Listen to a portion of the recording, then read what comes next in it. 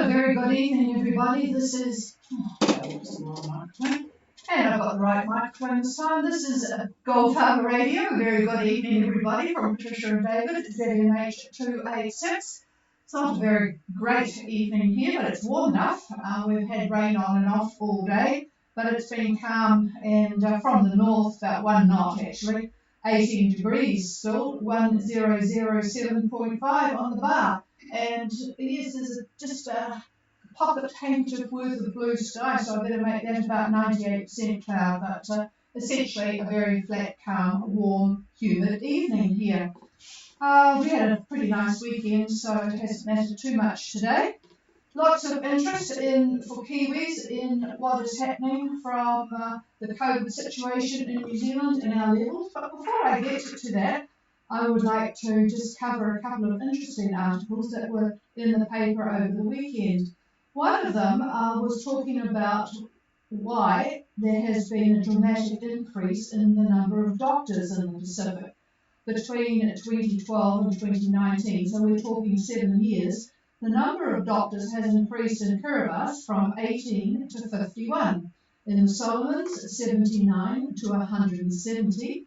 In Tonga, 44 to 80.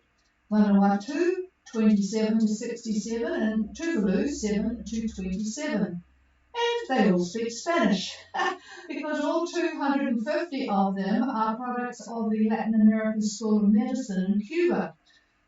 Cuba has always been very medically minded. I know when we were in South America, a lot of the doctors in places like Venezuela came from Cuba. We met various of them.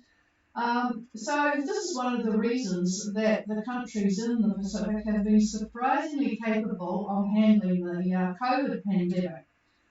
There have been a few problems, of course, as doctors in Cuba do not handle things like injections and taking blood and interpreting x-rays and the like, as there are other people trained to do that. But these new doctors have quickly got their skills working in the Pacific, and they are really making a difference.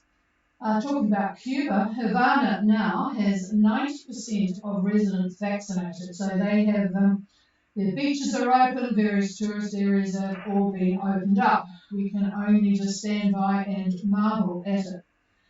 Australia, well, states that have reached 80% vaccination rates will open next month, and they are certainly on the ball for getting there. New South Wales, despite the vast, and probably because of the vast number of people getting COVID, they have been really keen to get vaccinated. So Australians arriving in New South Wales will be able to isolate at home if they are fully vaccinated.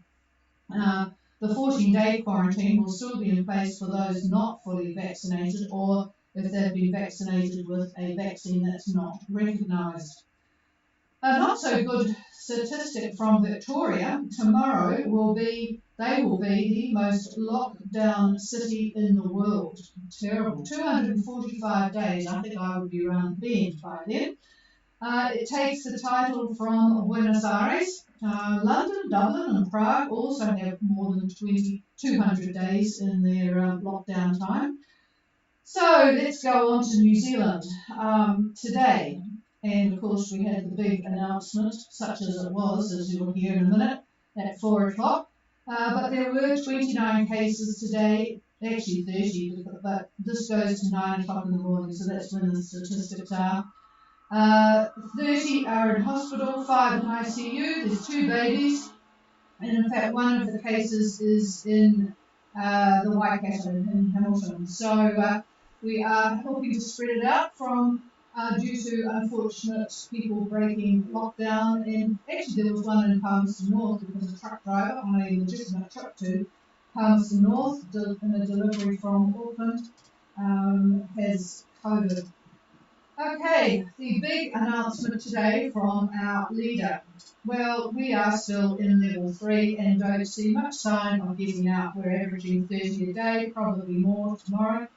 So we are still in level 3, but with picnics, as the leader of the ACT Party says. The rest of the country is in level 2, and they have had some relaxation of the level 2 requirements. So we can now, our extra bits to keep us happy, not that it will, in Auckland, we can now connect with family outside in other households, 2 households only, as long as we're outside and in less than 10 people. Friends can get together, 1 household at a time. Early education facilities can open less than 10 people. But the very big and important thing for us is that there is now some relaxation on recreational needs. People were getting slightly, in fact, a lot upset about this. So you can go to the beach now, less than 10 in your bubble.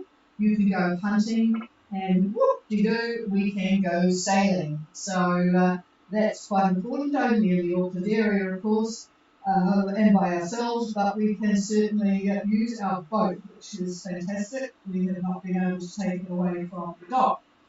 So there will be another week before there's any other relaxation. We still haven't got any retail stores open. Decisions on that will be made later next week. And the same with public facilities like libraries and things. They're hoping to open them with less than 25 people, which means someone has to be on the door counting people. And further down the line, in fact, there will be a decision made on when restaurants, cafes, hairdressers and so on can open, but that is in fact further down the line. So there we have it. You might as well stay where you are and think till things improve here, but it doesn't look like there's any chance now of defeating the virus. It will never get back to 0. So they're now in a sort of a manage it and putting emphasis on getting people vaccinated. But boy, there are a lot of people not getting vaccinated. They, quite happy to take drugs that they don't know what's in them. Social drugs, they're quite happy to take other things, but not vaccinations, which will in fact help the medical profession keep things under control. Okay, let's look at boats. A couple of them arrived, 3 of them actually, in the weekend, and a couple of things to report. I did actually put a photo on the website under gallery of the big sign that goes up on your boat. Charles from Vingalop sent it, a big sign to say, keep away, got the plague, etc. But he had quite a couple of very interesting things to let you know about. First of all, when you come in, you need to come in after 3:30 in the afternoon. That means you can stay overnight at the dock. So if you are coming and you're under the 12 days, you need to be here after 3:30 so that you can stay on the dock. Then the next day you have to move the boat to K-Dock and make sure your power cord is valid, because otherwise you can't plug in. That, of course, will be at your cost. It's at the marina, and then you will separately drive to an MIQ facility, sail on to the Novotel. And you cannot stop on your way from Opua to the Novotel, so make sure you have a suitable container from the boat if you need to have a comfort stop, which you will do en route. Okay, so they're all safely sorted out now, and it does look as if there might be some other boats on the way. Enola, a catamaran by the look of them, 14 metres by 7, left either very early this morning or maybe yesterday. Enola is at 1843 and 17656 east, with 15 knots of easterly at the moment. There does appear to be 4 boats that have headed west today, and it does look as if there might be some coming to New Zealand, but we'll wait and see. They include Barracuda of Islay, Venture Lady, both those are British boats, and Sight Office, which is a catamaran, Cook Island registration. But we'll see what, none of those have actually talked to us, so don't know what their movements are. But if they are on frequency and want anything on passage, let us know. So that's about it from me. I'm going to pass the microphone to David. Wow, that's a lot of news. I don't really have... Oh, I forgot about the big drug haul in Canada. Huge drug haul. Yeah. Oh, we have to do from the weather desk and the drug hauls here.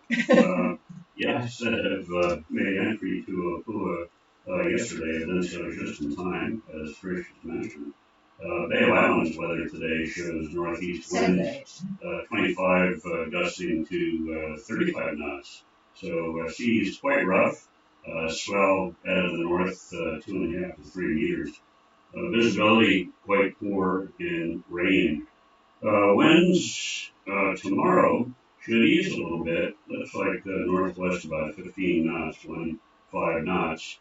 Swell about 2 meters, and they'll be out of the north. So expect the next trough, another trough, over the country, I would say late Wednesday. And that'll be followed by a complex low on Thursday of this week. Now, looking long range for yachts that are heading to New Zealand, which would be some of the boats that have left around today or planning on today or tomorrow, the next active depression that I can see is going to affect the North Island. Looks like Monday or Tuesday of next week, so roughly a week from now. Expect winds north to west in that quadrant up to gale force at that time. So this is pretty far out for accurate forecasting, but use what I just gave you as a possibility. As these dates approach, we'll keep you informed the best we can. The big player in the Southwest Pacific is the big anticyclone that's been slowly moving to the east. It's centered now near 30 south and 165 west. Pressure about 1026 millibar. And it is sending east to east-northeast winds to the islands, Niue, Tonga, Fiji, etc. Now, wind flow that is going to collide with the new Tasman High, which is centered just to the south of New Caledonia. So we've got warm, moist air from the eastern high colliding with cool, dry air from the western high. And the result of all of that is going to be a fairly active trough. It's going to link up to the front, it's over New Zealand, then it runs up to Vanuatu and onward to the Solomons. And what else do I have? Actually, the Fiji Met Service, they're calling for a moist easterly wind, pretty much as I described a minute ago. That's going to prevail over the group, while a trough to the west, that's the one I talked about a minute ago too, is expected to drift east, and that's going to affect most of the group right through Wednesday. So stand by for afternoon and evening showers, and there'll be some isolated thunderstorms along with this as well. There could be some heavy rainfalls from this as well. So that's pretty much all I got on the weather, and back to the chief on the drug haul. Well, there was a batch in the Fiji Times to report. It said that it's one of these ones that, oh goodness, that looks a lot, $540 million seizure. But it turns out that it was the maturity value of a vast number of marijuana plants that were seized and a couple of people arrested in Candavu. So if you want to know more about that, you go to the Fiji Times. Okay. We will still continue Monday, Wednesday and Friday until we've got people that we know are listening and on passage either from French Polynesia, we've got contact with another one today, or from Fiji, but at this stage I don't think it's worthwhile coming every day to talk to you. Monday, Wednesday and Friday we'll make it with sort of just a sort of shorter one on Wednesday. So if there's anybody wanting to make contact today, please call now.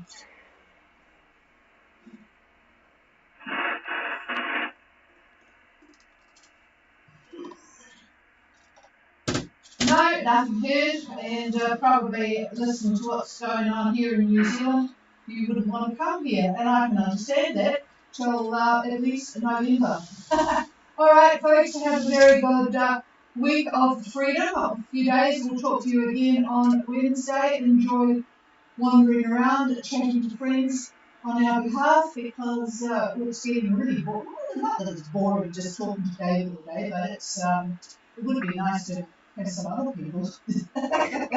Watch your plastics. Okay, we will be back again on Wednesday. Have a very good few days, and good luck and safe sailing to those that are at sea. Cheers all.